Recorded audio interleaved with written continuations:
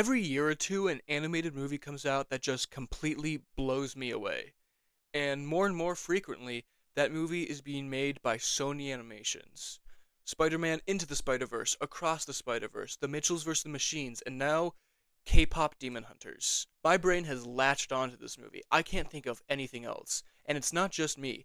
This movie is all over my For You page. It was still the number one movie on Netflix 3 weeks after its release. It broke BTS's record for highest trending K-pop boy band song in America. Golden just hit number one in the world, also breaking Blackpink's record for highest trending K-pop girl band song in America. It's crazy. It's everywhere. All this comes right after Pixar, which has been the golden standard for animation since it was created, saying that people just don't want original animated movies anymore after their latest Elio flopped at the box office, the latest in a long line of flops from both Pixar and Disney. Even though K-pop Demon Hunters was released straight to streaming, so we don't actually know how it would have done in theaters, its popularity has to be too much for Pixar and Disney to ignore. They need to stop blaming their fans for their failures and realizing that they are a massive contributor to why they aren't doing well right now. Sony Animations is stealing the spotlight from Disney Pixar right now, and K-pop Demon Hunters might be the last straw that cements Sony as the new golden standard of animation. K-pop Demon Hunters is about the K-pop trio Huntrix, made up of Rumi, Zoe, and Mira. They are the latest in a long line of demon hunters, who are musical stars by day and demon hunters by night. They use their magical voices to strengthen the Han Moon, the barrier between the human and demon realms. It's not the most perfect movie ever made. It's a little fast-paced and doesn't have enough time to properly develop all of the characters, and it doesn't have the most super unique messaging ever, but it's still one of the best movies I've seen in years, and obviously an incredible amount of people feel the same. You can just see the amount of love and creativity that went into this. I have not seen this level of online discussion about an animated movie since Sony's last movie, Across the Spider-Verse. In that time, Pixar has released two original films, Elemental and Elio, and Disney has released one, Wish. Now, to be transparent, I haven't seen any of these movies. I know, kind of shameful since I'm talking about them, but the truth of the matter is that none of them had the same level of online discussion and love that K-pop Demon Hunters had. Now, annoyingly, we can't actually compare how Demon Hunters did to these other movies because K-pop Demon Hunters did not release in theaters, which I think is one of the biggest problems with the movie, but we can see just how much better it did online. I can say that it's more popular than these Disney and Pixar movies because it's doing better online, but is that because people are actually liking it more, or just because it's a more accessible movie? They don't have to go to theaters to see it. I do think that Demon Hunters is more popular, and the reason why is that it started pretty unpopular. K-pop Demon Hunters came out with zero marketing, even less than Elio, which Disney and Pixar's inability to market their own movies is another project for another day. But K-pop Demon Hunters came out with zero marketing, and the people that had heard of it weren't super keen on watching it because it was called K-pop Demon Hunters. That name doesn't really inspire confidence in a movie. But when the few people who did see it loved it and started posting about it online, that led to this chain reaction that led to it being as popular as it is now. I think the same thing that happened to Demon Hunters on Netflix would have happened in theaters. Elio was in theaters and it looked good. Some people went to go see it and they enjoyed the movie. It has good reviews, but they didn't go home and start just talking about it to everybody about how good it was, because it was good, but not great. I think K-pop Demon Hunters still would have had this online presence if it was in theaters, and that would have led to it doing better than Ellie. Now, from here, I could do what I have been doing in all my videos and go through K-pop Demon Hunters and just say everything I love about it, and I could do that because I am so obsessed with it. But I think a more interesting approach to take is asking why. Why is this movie, others like it, and Sony in general thriving right now, while the industry standards of Pixar and Disney can't get an original movie off the ground? I think one of the big reasons why is in that sentence right there, the industry standard. Disney and Pixar have been the kings of animation for decades. No one has ever come close to touching them. They've gotten to the point where they're starting to play it a little safe. If you look behind the scenes on Elio, Pixar neutered this movie horribly because they were afraid that people wouldn't like its more personal tone and its LGBTQ plus themes. It got to the point where its original creator and director left the project because it was so bad. Disney and Pixar have become the water of the animation world. It's a great place to start and to fall back to, but don't you want something a little more flavorful? Pixar is still releasing good movies. I really enjoyed Luca and Turning Red, but the fact is they're just not sticking with people the way they used to. They have fallen into a formula of how to make a good movie, and while that formula is producing good movies, people want to see something new and more exciting. Sony has never had any identity, no formula. They have had popular franchises like Hotel Transylvania, but none of them really had the staying power of a Pixar or Disney film. Sony, quite frankly, has nothing to lose, which allows them to be more creative, more quirky, and take more risks that end up paying off. And nowhere is this seen more than in their animation. Now, as I talk about animation, please keep in mind that I am not an animator. I am a horrible artist. I can't, if you ask me to draw a stick figure, I would mess that up. Everything I'm saying is coming from my observations as a consumer. In 1995, when Pixar released Toy Story, they changed the world of animation forever. They proved that 3D animation could work as a full feature film. And for the next 20 years, no one did anything different. No major Western animation company tried to do anything to stylize their animation. They just kept pushing for more and more realism. If the point of 3D animation is to become indistinguishable from reality, then what's the point of doing animation at all? Why not just do live action? Animation has always existed as an escape from reality, where you can do anything you want with the medium that you have, and things don't have to be realistic. Now, don't get me wrong, I love Pixar, and their 3D animation worked for a very long time, and they made some absolutely phenomenal movies with it. But eventually, people started to get a little tired of it and wanted to see something new.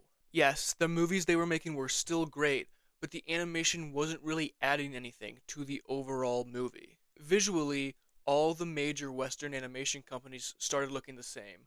Sony, DreamWorks, Pixar, Disney, Blue Sky, all of them. This was broken in 2014 by Warner Bros. With The Lego Movie, which is a phenomenal movie, and has led to a whole host of other Lego movies that all kind of look the same.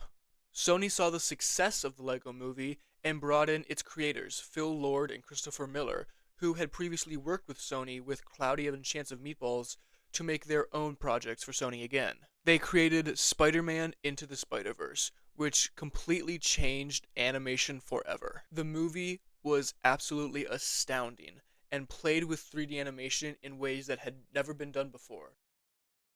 The most famous example of this being all the spider people animated in 24 frames a second, giving them a much more smooth, complete look, where our main character Miles is only animated in 12 frames a second, making him look more awkward and choppy until he learns to master his abilities, where he then gets that boost to 24 frames a second. The movie is one of the most visually stunning animated movies ever, and led to Sony taking home the Oscar for Best Animated Movie that year for their first time, snapping a 6-year win streak for Disney and Pixar. This led to Sony releasing more hyper-stylized movies like it. The Mitchells vs. the Machines in 2021, Spider-Man Across the Spider-Verse in 2023, and now K-Pop Demon Hunters. I think this made other big studios start to take notice. In 2022, DreamWorks released both The Bad Guys and Puss in Boots: The Last Wish, and in 2024, The Wild Robot. All phenomenal movies that really lean into this hyper-stylized form of animation, but all look distinct from one another. Even Disney tried to get in on the more stylized action with Wish in 2023, to not as much success. In 2021, Pixar changed the main look of their animation to look more cartoony, and have used that same style for all of their original products since. I honestly really like the style, but I keep seeing things online of people that just do not like the style, and I kind of get it. It's a very niche style, and the fact that they're using it for all of their movies and not changing it per movie, like DreamWorks and Sony are, has led to it already becoming a little stale. The problem is that Pixar needs a style. They need you to know that you are watching a Pixar movie, so they need that consistency in animation. Sony doesn't need that. By changing their animation style on each individual movie, they can make the perfect form of animation for that product. Both of the Spider-Verse movies and Mitchells vs. Machines use some form of cel shading animation, which, to my understanding, gives things a flatter 2D look. The movies differ in the way their characters are designed and the way they move. Demon Hunters uses a more traditional form of shading. The lighting actually looks so good. When I was first seeing clips, I thought the movie was stop motion animated. It looks incredible. It uses incredibly exaggerated faces to give more pop and emotion to the characters, making it unique and fitting the story they are trying to tell. Those are just some surface level observations I made, but I think they really show that Sony is really leading the charge forward when it comes to modern animation. This might just be me, and once again, this is my observations, but I feel like the age of people who enjoy animated content has gone up. Animation, especially from Disney and Pixar, have always been aimed at kids, I would say a max of around 12, and their parents, but made in a way which everybody can enjoy. If you wanted animation for an older audience from Western companies, you really only had episodic comedies. Family Guy, The Simpsons, and South Park. I feel like the first big Western serialized show that continued one story from episode to episode that was aimed at a slightly older audience is a show that I apparently have to bring up in every single one of my videos, Avatar: The Last Airbender. Yes, the show kept its Youth 7 rating, but it was obviously a little darker and talked about more serious topics like choosing your preferred family over your blood family and the topic of genocide. The show's success led to more Y7 shows being aimed at older audiences. Avatar's sequel, The Legend of Korra. It will be just like the good old days.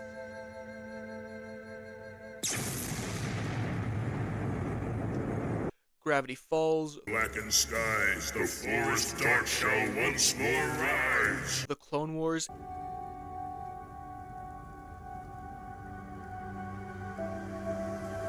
And The Owl House are just a few. Then, with the rise of streaming, it became easier to make more serialized animated content with a higher age rating, specifically aimed at older audiences. Arcane. The Legend of Vox Machina, Harley Quinn, Inside Job. Suddenly, people had easier access to these older demographic animations, and more started cropping up. I think this has pushed the target demographic for animation older. Not to mention, families are going to the movies less. Elio proves this. It is becoming increasingly expensive to take a whole family to the movie theater, and parents might think it's just not worth it to take their little kids to see something they can see on streaming in a couple of months. In the meantime, they can just put on Cocomelon. Editing Noah here, I just want to make it clear that I'm only talking about animation. Obviously, families are still going to see live-action movies in theaters. Lilo and Stitch and How to Train Your Dragon prove that. But even with those movies, they might pander to an older audience since they are remakes of movies from a while ago. So a lot of the money that these movies made might be from adults seeing the movie because of nostalgia. Targeting your animated movies at an older audience, but still keeping it enjoyable for the whole family, is probably a really good strategy for making money. This way, you're targeting an audience that can get themselves to a theater and still want to see movies in theaters, but still leaving it open for those families who do want to come see it. Sony Animations just might have realized this, with them recently saying that they have multiple PG-13 and even R-rated animations in the works. But even with their PG movies, they're definitely aimed at an older audience. You cannot tell me that Into the Spider-Verse is a movie made specifically for 12-year-olds. With K-pop Demon Hunters, you really think that resonates with little kids and their parents? The majority of K-pop fans are people in their teens and 20s, which seems to be the age demographic that Sony has been pandering to lately, even if they're not super comfortable releasing all of their movies in theaters yet. As for Pixar, if anything, it seems like they're pandering to an even younger crowd than normal. I didn't come up with this one myself, I saw this on Instagram, but I was stupid and did not save the post, so I'm so sorry I cannot credit the account I saw this on. Pixar used to focus on adults trying to figure out how to be parents, but recently have been focusing on kids learning to grow up. Now, don't get me wrong, I still love these movies. Inside Out is one of my top 10 favorite animated movies of all time, but when looking at why Pixar and Disney are really struggling right now, age demographic is probably a really big component to that. Maybe I'm not the one to be talking about representation as a straight white man, but I think that Disney, Pixar, and Sony all do a really good job when it comes to cultural representation. But when it comes to representing the LGBTQ plus community, it's a different story. Disney and Pixar love having background characters be part of the community when they're in movies where they could play a larger role. Disney's gay character with the biggest role is Ethan from Strange World, one of Disney's worst performing movies of all time. On other fronts, they canceled The Owl House, seemingly only because of its extensive LGBTQ plus representation. They also forced Pixar to get rid of a trans storyline they had in the show Win or Lose. Pixar changed Riley very late into production of Inside Out 2 because they thought she was too gay. And Elio was supposed to be a very queer-coded character in a very queer-coded story, but all that got nixed by Pixar when they redid the movie. Now, Sony doesn't have that much representation, but what they do have is seemingly better. They managed to show that Kate, the main character from Mitchell's vs. the Machines, has a girlfriend, even though the movie is incredibly focused on one singular family. Are you and Jade official, and will you be bringing her home with you for Thanksgiving? Oh, easy, Mom. It's only been a few weeks. There's a decent bit of evidence in Across the Spider-Verse that points to Gwen being trans, but even if she isn't, her story about her family not accepting her and having to find a new family is very much a metaphor for an LGBTQ plus kid. I never found the right band to join. So I started my own. Same with Rumi and Mira in Demon Hunters, with Rumi being scared to show her true self to her friends. Everything I was taught told me you were wrong, but I made a promise. So I did my best to accept you and help you. Accept me? You told me to cover up, to hide. And Mira getting kicked out of her family for being too different. It just feels so natural coming from Sony, where with Pixar and Disney, it feels like they're just forcing characters in to be like, guys, I swear we're not homophobic, while refusing to take the characters out of the background. Disney and Pixar have kind of put themselves in a box that neither side likes. One side will not watch the movies at all because there is some LGBTQ plus representation, and the other side won't watch them at all because they refuse to give those characters a bigger role. Disney and Pixar are just walking a line that doesn't really exist anymore, and it's really hurting them. Let's be honest, Disney's musicals in recent years have sucked. Moana 2, completely forgettable. Wish, underwhelming. Encanto has We Don't Talk About Bruno, but I can't name another song from the movie, and I think the plot is underwhelming. Frozen 2 was disappointing, which means the last truly good animated musical was Moana in 2016. That's crazy. K-pop Demon Hunters is a musical, and it is so good. I feel like there's a good argument for every single one of the songs to be my favorite, except for Soda Pop. That one is last. My little soda pop. It's catchy. Like with animation, I know nothing about music production, but it really feels like Disney is just too reliant on Lin-Manuel Miranda to write good music for their movies nowadays. I love Miranda, but every Disney musical without him has been really bad, and he can't write the music for everything. K-pop Demon Hunters has music that you would not usually hear in a musical, but it works so well. It's exciting and unique, to go with its unique and exciting animation. Pixar said that people don't want original movies, but K-pop Demon Hunters is a triumph. It's bright and colorful and funny, and above all else, just good. Same with Mitchell's vs. the Machines. Same with the Spider-Verse movies. Elio was a flop. Wish was a flop. Strange World was a flop. Raya and the Last Dragon was a flop. Even Lightyear, not an original film, part of one of the highest grossing franchises ever with Toy Story, but it flopped. But the bad guys did well, and The Wild Robot. Maybe the problem isn't with the consumers. Maybe it's with Pixar and Disney. The world of animation is changing, with Sony leading the charge, and Pixar and Disney refuse to change with it. When you look at the movies that have contributed the most to the cultural zeitgeist in recent years, it's Sony every time. And like I've been saying through this entire video, don't get me wrong, I love Pixar. They're my childhood, and there's so many other people's childhoods as well. I really hope that they can turn things around. I don't even know if there's hope for Disney anymore. They've just had failure after failure. Pixar has also had failure after failure, but their failures haven't been as bad, so I'm really hoping that they can turn things around and be good. As I was recording this, the new trailer for Hoppers came out, Pixar's next film, and it looks pretty good. It looks fun, and I'm excited to see it. But we will see. Maybe if Disney and the Pixar execs can stop breathing down the necks of the creatives and let them actually create, it'll be good. That's what it seems like Sony Animation is doing, and they are just releasing banger after banger, and I can't wait to see what they make next. As if to prove my point, Sony and Disney just released trailers for their new animated movies within like an hour of each other, and they're both about anthropomorphic animals. Sony's is an original movie with a unique art style about a goat who wants to play basketball, while Disney's trailer is for Zootopia 2. Even though Zootopia 2 is a sequel to one of Disney's most popular animated movies recently, GOAT has racked up almost 4 million more views, which really puts into perspective what people want out of an animated movie. Obviously, views for a trailer don't really mean anything, but I just thought that was really interesting to add here at the end. I know what you're thinking. Noah, you're wearing different glasses. My better ones got ran over by a truck. They're not in that bad of shape, all things considered, but still. Thank you guys so much for watching this video. It was different than all my other ones, and I really like that, and I'm really proud of it, because I don't want to just do, like, recaps or, like, synopsis that I have been doing. So this was a really fun to, like, branch out in a little bit of a different way. I was literally in the middle of a different script, and I watched K-Pop Demon Hunters, and I was like, I have to at least talk about that in some way, and it really just came into my head to do one about Sony in general. There's a lot of really good stuff coming out the rest of this year. What, Gen V Season 2, Mighty 9, maybe Legend of Vox Machina, Fallout, Stranger Things, Percy Jackson. There's a lot going on. There's a lot to talk about. So hopefully I can kind of stay up to date on some things as much as I can be with how slow I am at making videos.